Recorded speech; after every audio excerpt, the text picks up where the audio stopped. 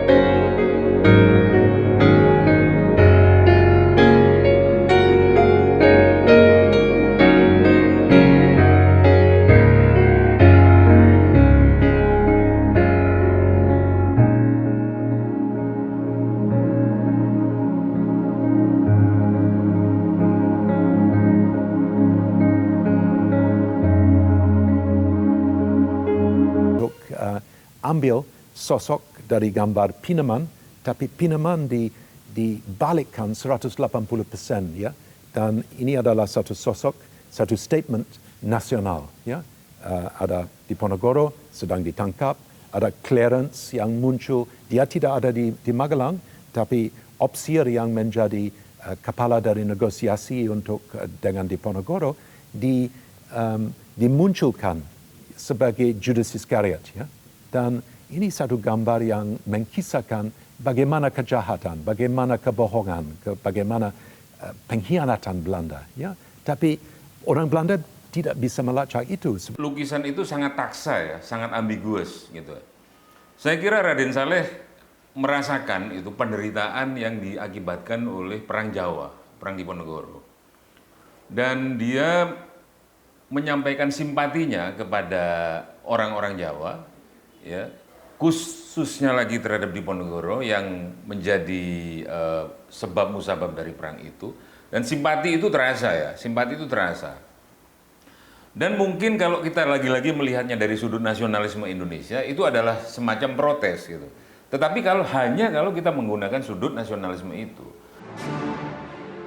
Di luar kontroversinya, banyak kalangan sepakat Raden Saleh adalah pelukis pertama Bumi Putra yang memperkenalkan teknik seni lukis modern di Nusantara. Raden Saleh juga merupakan pelukis Nusantara pertama yang karya-karya lukisannya banyak dipajang dan dikoleksi sejumlah museum di Eropa. Sebelum Raden Saleh memasuki dunia seni rupa Indonesia, seni rupa kita itu masih dibalut oleh aroma tradisionalisme, ya, yang dikerjakan oleh para seniman di berbagai daerah. Sehingga apa yang dihasilkan itu adalah karya-karya yang lebih berbau etnik. Misalnya lukisan tradisional dari Kalimantan, dari Jawa, dari Bali, dan sebagainya. ketika Raden Saleh memulai karirnya sebagai pelukis dan dia mempelajari dunia seni lukis barat, maka mulailah seni lukis modern Indonesia, yang artinya seni lukis dalam artian bahwa ada pengaruh barat masuk dalam dunia seni rupa Indonesia lewat karya Raden Saleh. Raden Saleh Syarif Bustaman lahir di Terbaya, Semarang pada tahun 1811 dari pasangan peranakan Arab Jawa, Said Hussein bin Alwi bin Awal dan Raden Ayu Syarif Hussein. Sejak kecil Raden Saleh tinggal bersama pamannya, Raden Adipati Surahadi Menggolo, seorang bupati Semarang yang terkenal terpelajar. Sang paman pernah membantu Stamford Raffles menerjemahkan sejumlah teks dari kanon sastra klasik Jawa yang beberapa diantaranya digunakan Gubernur Jenderal Hindia Belanda itu sebagai bahan menulis buku terkenalnya The History of Java. Pada 1822, Raden Saleh didaftarkan belajar di sebuah sekolah bangsawan pribumi yang baru dibuka di Cianjur, Jawa Barat. Berkat keluasan pergaulannya, Raden Saleh yang bakat menggambarnya sudah terlihat sejak masih muda bisa berkenalan dan belajar kepada H. Payen, pelukis Belgia yang didatangkan pemerintah Hindia Belanda untuk melukis pemandangan Nusantara. Pada tahun 1829, atas saran Payen, pemerintah Hindia Belanda mengirim Raden Saleh ke negeri Belanda untuk belajar seni lukis. Pengalaman belajar serta hidup di negeri Belanda dan sejumlah negara Eropa lain kelak sangat mempengaruhi gaya melukis dan pemikiran seorang Raden Saleh. Karena itu ketika Raden Saleh pada satu saat di Belanda bertemu dengan utusan Jenderal de Kock dan dia disuruh melukis mengenai keluarga de Kock, dia menolak sama sekali dan marah.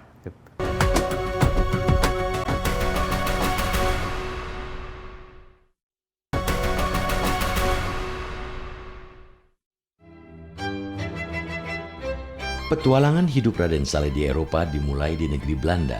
5 tahun pertamanya di Eropa digunakan Raden Saleh untuk belajar banyak hal. Dari memperdalam bahasa Belanda hingga belajar teknik melukis potret pada pelukis istana kerajaan Belanda, Cornelis Cruseman, serta belajar melukis tema pemandangan pada Andries Scheltholt. Perlahan, nama Raden Saleh mulai dikenal masyarakat Belanda. Selain berkesempatan menggelar pameran di Den Haag, ia juga kerap diminta melukis potret sejumlah anggota kerajaan dan para pejabat Belanda. Tak jarang, karya-karya lukis Raden Saleh membuat masyarakat Belanda terperangah kagum. Paling menarik adalah karya-karyanya itu memang sangat unggul jika dibandingkan dengan karya-karya unggulan di Eropa.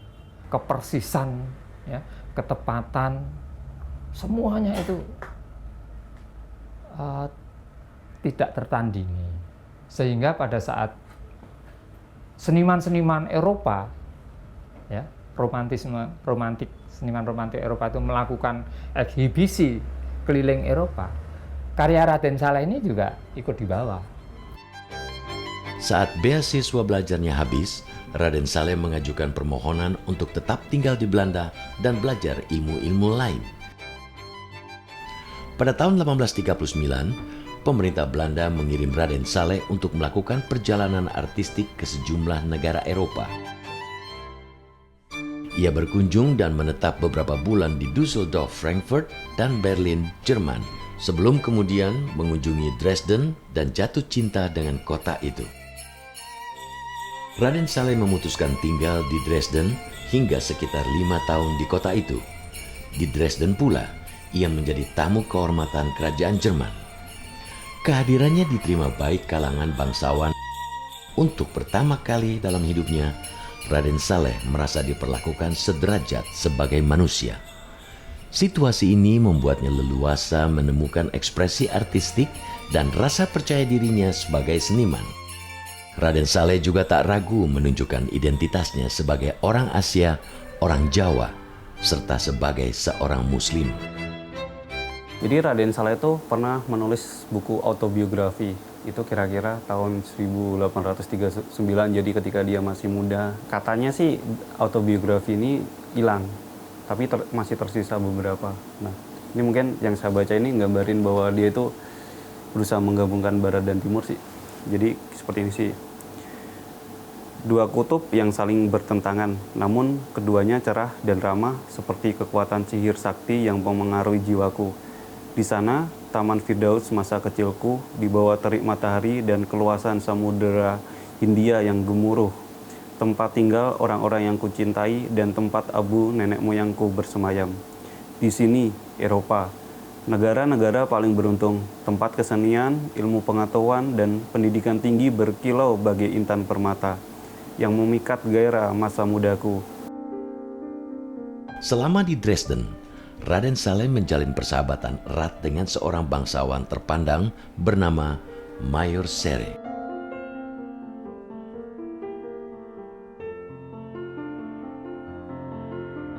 Salah satu jejak persahabatan Raden Saleh dengan keluarga Mayor Serre bisa dilihat pada bangunan musola yang dibangun keluarga Serre di kawasan Mayenne.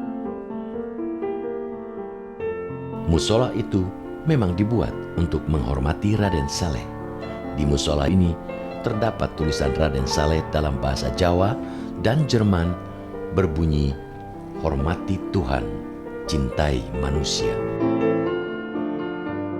Terdorong oleh jiwa artistiknya, pada tahun 1845 Raden Saleh pergi ke Prancis dan menetap selama 5 tahun. Di kota pusat kesenian Eropa itu, wawasan seni dan pengetahuan Raden Saleh kian bertambah. Ia banyak menyerap pengaruh gaya romantik pelukis legendaris Prancis, Eugène Delacroix, yang kerap menonjolkan unsur drama dalam lukisan-lukisannya.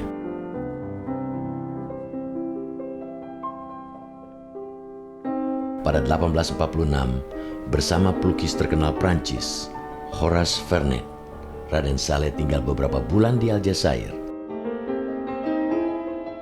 Di daerah koloni Prancis ini, Raden Saleh mendapat ilham untuk melukis adegan perkelahian hewan-hewan buas yang menjadi salah satu tema favorit lukisan-lukisannya. Raden Saleh itu sebenarnya mencari romantisisme yang sopan. Kalau kita lihat pelukis-pelukis romantik itu kan menggambar manusia telanjang gitu ya, atau paling nggak menggambar torso manusia gitu. Itu tidak pernah dilakukan oleh Raden Saleh. Dia menggambar orang, ya, menggambar pemandangan alam, kemudian menggambar adegan perburuan, ya, perburuan ada yang di Afrika Utara, ada yang di India, ada yang di Pulau Jawa gitu. Nah itu semua pengaruh dari romantisisme Eropa, khususnya dari dua orang Prancis itu, Delacroix dan Horace Vernet. Selama di Prancis, Raden Saleh juga menjadi saksi revolusi Februari 1848 di Paris yang ikut mempengaruhi wawasan kehidupannya. Di antaranya dia juga mempelajari tentang pergerakan-pergerakan di Perancis terutama. Itu menggerakkan dia sebagai seorang nasionalis. Karena itu ketika Raden Saleh pada satu saat di Belanda bertemu dengan utusan Jenderal de Kock dan dia disuruh melukis mengenai keluarga de Kock, dia menolak sama sekali dan marah. Di Prancis, Raden Saleh 3 kali menggelar pameran. Karya-karyanya diterima baik oleh penikmat seni dan kritikus di negara itu. Saat akhirnya pulang ke Hindia Belanda pada tahun 1851, Raden Saleh sudah menjadi pribadi baru. Raden Saleh menjelma sebagai manusia dengan pikiran dan perilaku modern.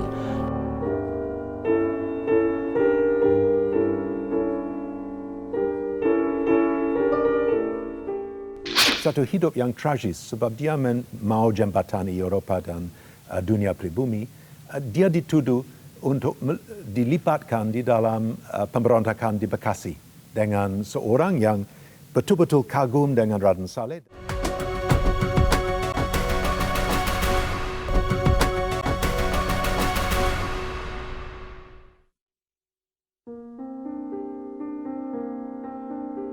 Pulang dari Eropa dan tinggal di Batavia, Raden Saleh yang bekerja sebagai pelukis dan konservator lukisan pemerintah kolonial Hindia Belanda merasa terasing dengan lingkungannya. Sebagai seorang yang menyerap budaya dan pendidikan Eropa, oleh orang-orang Belanda di Nusantara, dia tetap dianggap sebagai seorang pribumi yang tidak sederajat dengan orang Eropa. Sementara saat harus bergaul dengan warga pribumi, baik dari kalangan bangsawan maupun rakyat jelata, Raden Saleh juga kesulitan mendapatkan lawan bicara yang bisa mengimbangi tingkat pengetahuan dan pendidikannya. Kondisi ini membuatnya sangat kesepian. Tapi waktu Raden Saleh datang, tidak ada tempat, ya. Dia bukan pribumi lagi. Dia bukan Binalan Sebestur, dia bukan seorang pangeran praja, dia bukan seorang militer, tapi dia tidak bisa melebur lagi di dalam satu keluarga atau satu lapis masyarakat yang murni pribumi lagi, ya. Sebab dia seorang terdidik dan dia bergerak sebagai seorang yang tahu diri, tahu bagaimana status dia. Dia harus bertindak sebagai seorang yang membuat jalan sendiri, ya. Dan itu sangat lonely. He was a very lonely person, ya. Seorang sangat lonely. Pada tahun 1855, Raden Saleh menikah dengan Constantia Wickenhagel, seorang janda kaya asal Jerman. Pasangan ini kemudian membangun rumah megah di kawasan Cikini. Rumah cantik yang diilhami gaya arsitektur istana Kallenberg, di mana Raden Saleh pernah tinggal saat di Jerman itu, kini masih berdiri dan menjadi bagian dari komplek rumah sakit PGI. Sayangnya, perilaku diskriminatif yang diterima Raden Saleh kemudian menyebabkan ia bercerai dengan Konstantin.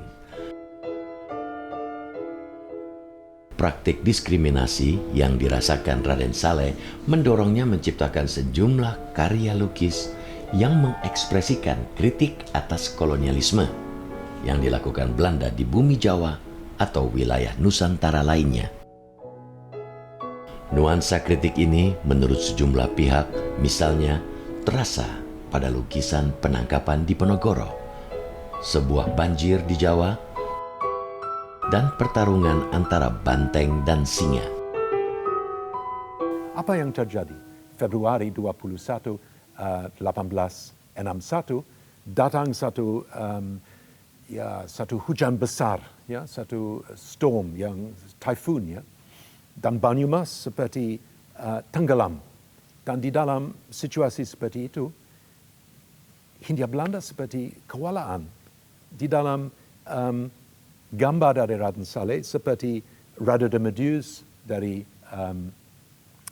Jericho, kita bisa lihat ada semacam rakit, dan di atas rakit ada seorang lurah yang sedang panggil, tapi dia sedang panggil bukan perahu dari Hindia Belanda, tapi orang-orang desa untuk datang untuk menyelamatkan. Jadi di dalam situasi gawat, Hindia Belanda tidak bisa dilihat, ya. Pemerintah kewalahan. Orang Jawa harus tolong diri sendiri di dalam satu situasi. Jadi ada statement yang sangat tajam sekali.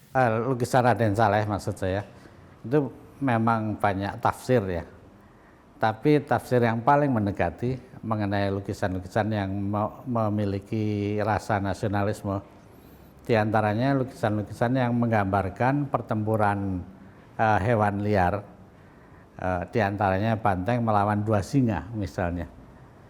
Itu di Raden Saleh maksudnya tidak pernah mengatakan itu simbol dari apa, tapi banyak menafsirkan, bahkan sejumlah pengamat seni rupa dari Eropa mengatakan bahwa banteng itu adalah simbol dari bangsa Nusantara.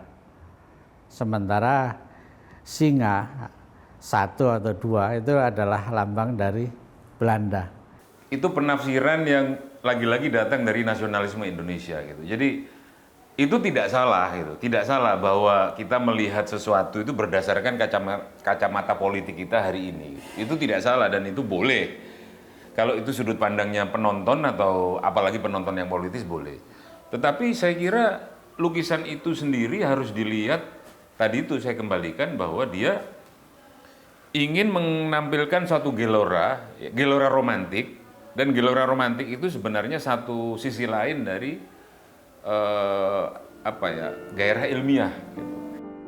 Pada tahun 1867, Raden Saleh menikah dengan Raden Ayudani Dirja, gadis bangsawan dari Keraton Yogyakarta, dan pindah ke Buitenzorg atau Bogor. Menjelang akhir hayatnya, Raden Saleh sempat ditahan oleh penguasa kolonial Belanda karena dituduh mengilhami pemberontakan gerakan Ratu Adil di Kerawang dan Bekasi pada tahun 1867. Satu hidup yang tragis sebab dia mau jembatani Eropa dan dunia pribumi. Dia dituduh untuk dilipatkan di dalam pemberontakan di Bekasi dengan seorang yang betul-betul kagum dengan Raden Saleh, dan dia sampai pakai seragam seperti Raden Saleh, dan dia seperti dituduh terlibat di dalam pemberontakan di Bekasi. Nah, itu satu bohongan dari Belanda, tapi dia seperti orang kriminal biasa dikepung di dalam villa di Bogor, ditangkap dengan keluarga, dimasukkan dalam bui, diwawancarai, diinterogasi dengan residen. Hai Saleh, ya, kamu adalah pelukis sang raja, tapi sebenarnya orang pengkhianat juga, ya.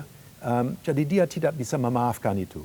Seorang yang bisa sarapan dengan Ratu Inggris, sudah diangkat oleh teman-teman yang lapisan paling atas di Eropa, dituduh dan dilakukan seperti orang pribumi yang biasa-biasa saja. Jadi ini sesuatu yang betul-betul mengiris hati. Meski perjalanan hidupnya diwarnai kekecewaan dan kesepian, hidup Raden Saleh yang dilandasi semangat romantik dan ide kemanusiaan tetap menjadikan dirinya sosok yang dicintai dan dikagumi. Saat ia meninggal pada 23 April 1880, lebih dari 2.000 orang yang berasal dari berbagai etnis dan kebangsaan mengantarkannya ke pemakaman di Kampung Empang, Bogor. Meski meninggal saat ide-ide kebangsaan Indonesia belum dikenal, bibit-bibit semangat cinta tanah air yang ditunjukkan Raden Saleh mengilhami banyak kalangan. Tak berlebihan kiranya bila sastrawan Pramoedya Anantatur pernah menyebut Raden Saleh sebagai individu nasional pertama di Nusantara.